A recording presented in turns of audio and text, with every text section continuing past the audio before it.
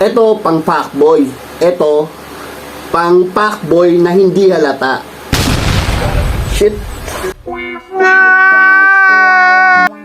Yo mga papi, magandang araw. Nandito na naman ako para mag-review ng item sa TikTok.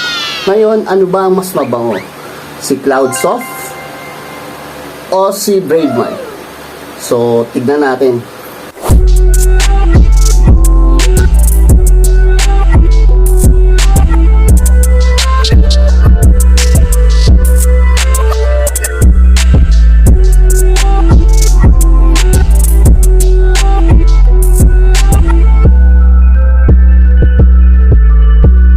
So ito, i-try natin, Bravemind.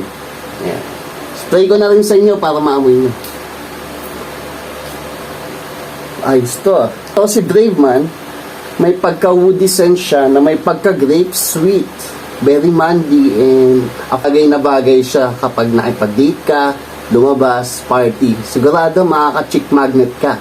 So ito, sa around 149 pesos lang, murang-mura. Ang ganda ng packaging. Ayan.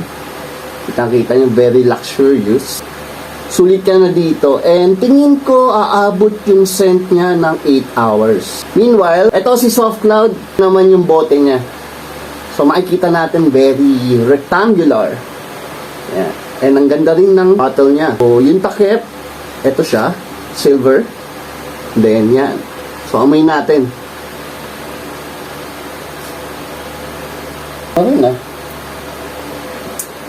Mas gusto ko to. Soft Cloud.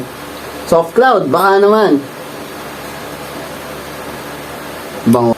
So ito, si Soft Cloud, sakto lang yung amoy niya, pero very comfortable. Parang ang gaan sa pakiramdam kapag inamoy mo. Parang ang baby, parang nag-amoy ng baby. Ito sa akin recommended ko to, unisex. Pwede sa lalaki, pwede sa babae, pwede sa bakla, sa tomboy, kahit saan. Pwede na rin. Sa baby, tingin ko pwede rin to. Mabango siya, mabango. Promise. Mas recommended ko to, pang ano siya, bachelor. Bachelor ang amoy yan. Parang pang fuckboy na hindi halata.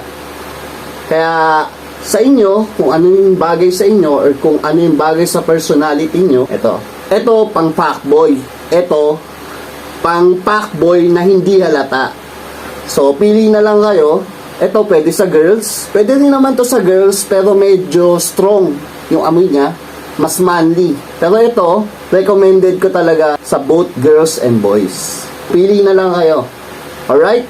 Thank you mga papi. See you next video.